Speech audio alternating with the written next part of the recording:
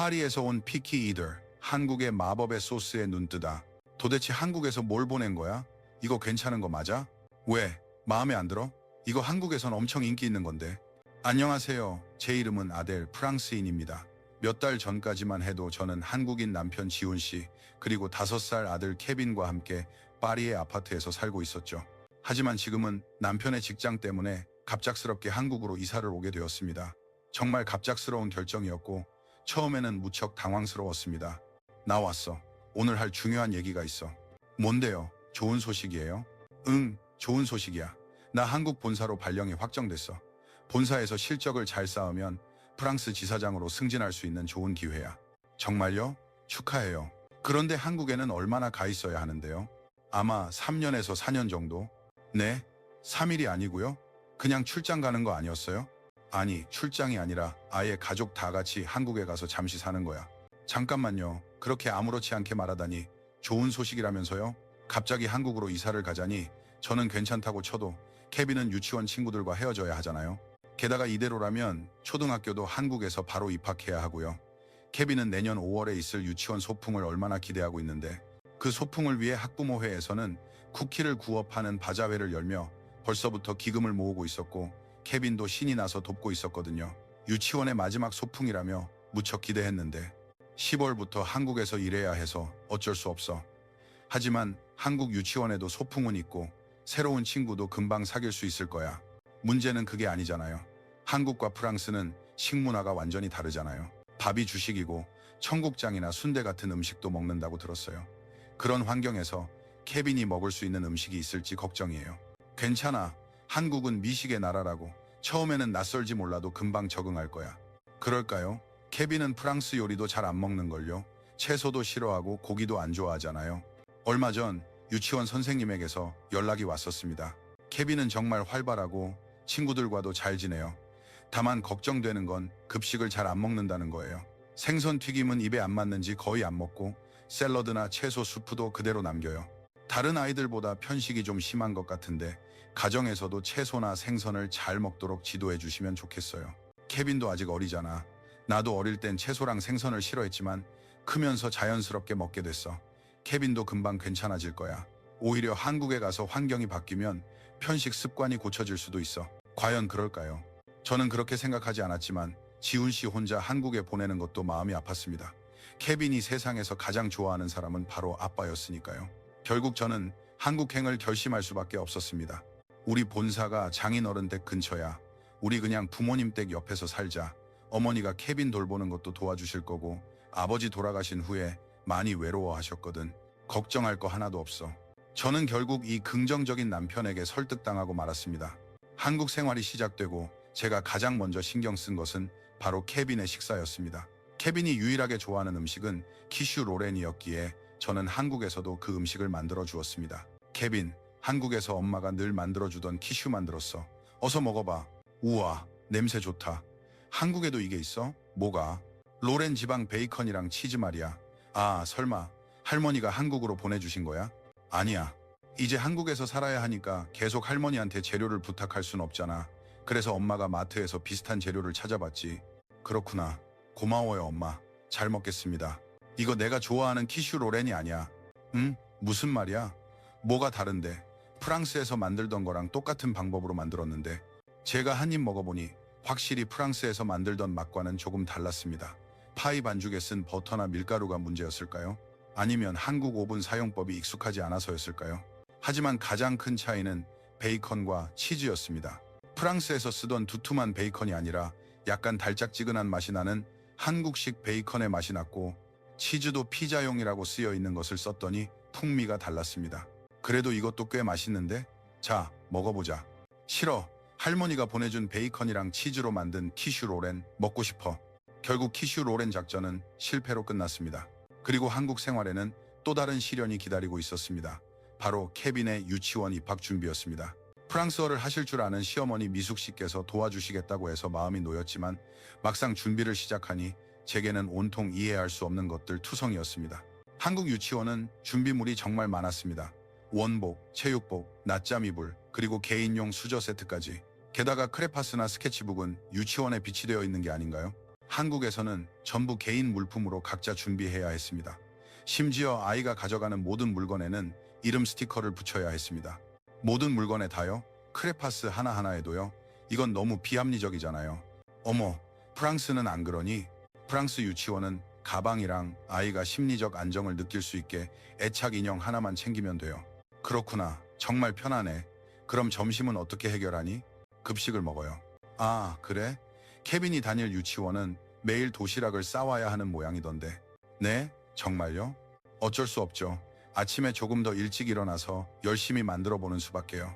프랑스에서도 소풍 갈 때는 땅콩버터 샌드위치나 과일 같은 걸로 도시락을 만들어 본 적이 있으니까요. 샌드위치랑 과일? 그건 한국 도시락이랑은 좀 다른데. 한국 아이들 도시락은 보통 이런 느낌이란다. 네, 이게 뭐예요? 이렇게 화려한 캐릭터 도시락을 매일 아침 만들어야 한다고요? 어떡하죠? 전 못할 것 같아요. 아니, 절대로 못해요. 괜찮아, 익숙해지면 금방 한단다. 내가 가르쳐 줄 테니 걱정하지 마. 그날 저는 유치원이 급식이 아니라 도시락을 싸야 한다는 충격과 모든 물건에 이름표를 붙여야 하는 고된 작업에 심신이 완전히 지쳐버렸습니다. 그때 미숙 씨께서 저를 따뜻하게 챙겨주셨습니다. 오늘 정말 고생 많았지? 저녁이 다 됐으니 저녁은 내가 할게. 다 같이 우리 집에서 먹고 가렴. 정말요. 너무 감사해요. 케빈은 TV 만화에 푹 빠져 꼼짝도 안 하고 있었습니다. 뭘 해줄까? 냉장고에 소고기랑 뿌리 채소가 있으니 채소를 듬뿍 넣은 장조림을 해줘야겠다. 그 양념이라면 케빈도 분명 잘 먹을 거야. 우리 집 장조림은 정말 일품이거든. 채소가 듬뿍 들어간 장조림. 채소를 싫어하는 케빈에게는 절대 무리일 겁니다. 맛이 없다며 울음을 터뜨릴지도 몰라요. 어떻게든 막아야겠다고 생각했습니다. 지금부터 그걸 만드시려고요? 어머님도 피곤하실 텐데 그냥 피자 같은 거 배달시켜 먹어도 괜찮아요. 장조림은 시간 얼마 안 걸려. 하지만 고기를 조리고 채소를 볶고 처음부터 육수를 내려면 오래 걸리지 않나요? 지훈 씨가 프랑스에서 간장에 이것저것 대충 섞어서 장조림이라며 만들어줬을 때도 꽤 복잡해 보였는데요. 그냥 오늘은 피자 시켜요. 괜찮다니까. 한국에는 순식간에 맛있는 장조림을 만들 수 있는 마법 같은 식재료가 있단다. 지훈 씨에게서는 들어본 적 없는 이야기였습니다. 어머님, 다녀왔습니다. 다들 여기 계시다고 연락받고 바로 왔어요. 어머, 어서 오렴. 예, 프랑스에는 장조림 통조림이 없니? 장조림 통조림이요? 아, 오늘 다 같이 있으니까 장조림 덮밥 해주시려는구나. 신난다. 어머니가 해주신 장조림 밥 정말 오랜만이에요. 잠깐만요. 장조림 통조림이 대체 뭐예요? 아, 그건 돼지고기나 소고기를 간장과 여러 향신료를 넣고 조린 한국의 대표적인 밑반찬이야. 간단히 말해 그걸 통조림으로 만든 거지. 전통적인 조리법과 비법 소스를 결합한 이 장조림 통조림은 한국의 발명품이야. 중국도 일본도 아닌 바로 한국에서 발명했지. 집에서도 식당에서 파는 것처럼 맛있는 장조림을 간편하게 먹을 수 있도록 상품화한 거야. 맞아. 이것만 있으면 아주 간단하게 장조림을 만들 수 있단다. 자, 그럼 우리 집안의 장조림 비법을 아델에게 전수해주마. 고기를 오래 조리지 않아도 된다고요? 당근과 물을 이렇게 많이 넣어도 되나요? 무가 부드러워지면 일단 불을 끄고 여기에 장조림 통조림을 붓는다. 그리고 숨겨진 맛의 비법, 참기름을 살짝 두르는 거야. 이 고소한 향이 바로 한국의 영혼이란다. 케빈, 지훈 씨, 장조림 다 됐어요. 이 향기, 바로 우리 집 장조림 냄새야. 우와, 이게 무슨 냄새예요? 아빠가 프랑스에서 늘 잊을 수 없는 맛이 있다고 장조림 밥 얘기를 했었는데 바로 이건가 봐요. 저도 계속 먹어보고 싶었어요. 잘 먹겠습니다. 어떠니? 맛있어? 맛있어요. 엄청 맛있어요. 그런데 여기 당근이랑 무가 엄청 많이 들어있잖아요. 이건 무고 이건 당근 맞죠?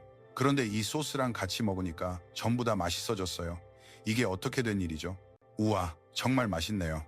장조림이라고 해서 짤 거라고만 생각했는데 은은한 단맛도 느껴지고 이 부드러운 식감도 정말 좋아요. 이 맛있는 양념이 채소 전체를 감싸고 있으니 케빈이 거부감 없이 채소를 먹을 수 있었던 거란다. 어때? 중독될 것 같은 맛이지? 중독 정도가 아니에요. 아무래도 케빈이랑 저도 지훈 씨처럼 어머님 장조림밥에 포로가 된 것 같네요. 어머, 케빈, 정말 빨리 먹네. 밥도 정말 맛있어요. 한 그릇 더 주세요.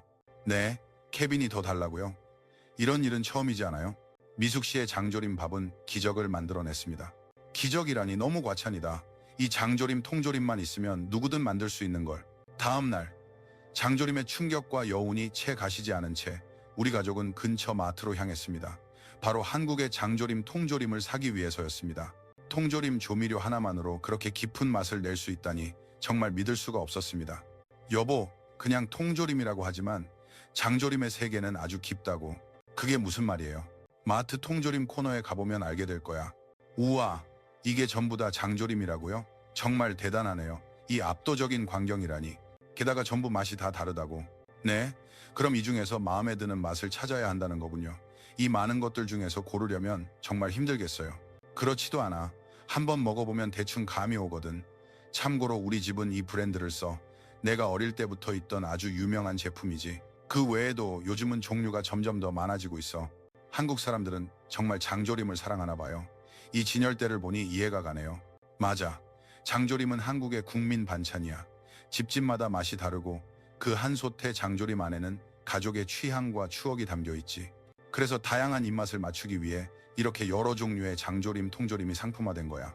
그래서 종류가 이렇게나 많군요. 일단 오늘은 케빈을 위해 약간 단맛이 나는 걸로 사가요. 달콤한 소스, 제일 좋아. 그날 이후 케빈은 시도 때도 없이 장조림 밥을 찾았고 일주일에 2번은 장조림을 먹는 날이 되었습니다. 그 편식 심하고 입 짧던 케빈은 온데간데 없어졌습니다. 한국 생활이 한 달쯤 지났을 때 프랑스에 계신 엄마 친구에게서 연락이 왔습니다. 아델, 잘 지내? 한국 생활은 낯선 게 많아서 매일 울고 있는 건 아닌가 걱정돼서 연락했어. 소피, 고마워. 확실히 문화 차이 때문에 당황스러운 일은 많아. 한국 아이들은 지하철에서도 정말 얌전하더라. 케빈이 목마르다고 해서 물을 마시게 했는데 주변 시선 때문에 얼마나 긴장했는지 몰라. 그리고 한국은 어디에나 편의점이 있어서 정말 편리해. 케빈이랑 산책하다가 언제든 들어가서 에어컨 셔도 되고 안심이야. 또 한국 유치원에는 알림장이라는 게 있는데 선생님이 아이의 하루 일과를 정말 상세하게 적어주셔. 얼마 전에는 케빈이 친구들을 모아놓고 프랑스어를 가르쳤다고 하더라. 어머, 듣기만 해도 정말 편안하고 즐거워 보이네. 우리 쪽은 여전해. 아들 알랭은 매일 유치원에서 급식에 나온 채소를 먹기 싫다고 떼를 쓰고 있어. 집에서도 편식을 고쳐주려고 여러 방법을 써봤는데 통 효과가 없네. 아, 알랭도 우리 케빈처럼 편식이 심하구나. 그런데 케빈은 한국에서 편식 습관을 고쳤어. 뭐, 정말? 대체 어떻게 된 거야? 실은 한국에는 마법의 조미료가 있거든. 맞다. 내가 그걸 보내줄게. 그걸로 요리하면 알랭의 채소 싫어하는 버릇도 고쳐질 거야. 말도 안 돼. 그 아이의 편식은 보통 수준이 아니라고. 저는 프랑스로 식품을 보내는 최신 정보를 확인했습니다. 레토르트 파우치나 통조림 형태의 장조림은 괜찮다는 것을 알게 되었죠. 저는 곧바로 소포를 보냈습니다. 소피, 물건은 잘 받았어? 응, 바로 받았어. 이 통조림이 그 마법의 조미료라는 거지? 종류도 여러 가지네. 응, 그걸로 채소를 듬뿍 넣고 조림을 해봐. 만드는 방법도 메모해서 같이 넣었어. 알랭의 반응을 꼭 알려줘. 하지만 그 후 한동안 소피에게서는 연락이 없었습니다. 무슨 일이라도 있는 걸까요? 금세 다 먹었다고 전화가 올 줄 알았는데 혹시 내가 보낸 레시피 메모가 이해하기 어려웠나? 아니면 장조림이 입맛에 안 맞았나? 이런저런 걱정을 하기 시작할 무렵 소피에게서 연락이 왔습니다. 너 도대체 나한테 뭘 보낸 거야? 응? 왜? 입맛에 안 맞았어. 아니, 어제 알랭에게 장조림 밥을 해줬어. 무랑 당근, 버섯을 듬뿍 넣어서 말이야. 그런데 글쎄, 알랭이 폭풍 흡입을 하는 거야. 왜 채소가 이렇게 맛있어? 예전에 채소 안 먹은 거 정말 손해봤네. 엄마, 한 그릇 더 주세요. 라고 하지 뭐야. 정말? 그래서 이건 모두에게 알려야 한다고 생각해서 장조림 밥을 많이 만들어서 유치원 학부모회 모임에 가져갔어. 그랬더니 난리가 난 거야. 이 향기는 뭐죠? 먹고 싶어요. 한 그릇 더 주세요. 다들 야단법석이었지. 엄마들이 전부 이 장조림, 통조림 어디서 살 수 있냐고 물어서 아주 혼쭐이 났다니까. 그렇게 됐구나. 그리고 이 소동은 유치원에서 끝나지 않았어. 엄마들이 이걸 SNS에 올렸는데 순식간에 육아맘들 사이에서 입소문이 퍼진 거야. 한국 장조림 밥이 파리 검색 순위에 오르기까지 했다니까. 네가 바로 그 시작이었구나. 그래서 유치원 소풍 기금 마련 바자회에서 쿠키 대신 이 장조림 밥을 팔기로 했어. 잠깐만, 내가 어떻게 그 많은 양을 조달하겠어? 다들 너무 좋아해서 벌써 다 떨어졌단 말이야. 몇 개 더 보내줘. 부탁할게. 여러분이 기억하는 장조림 밥은 어떤 맛인가요? 괜찮으시다면 채널 구독과 좋아요 부탁드립니다.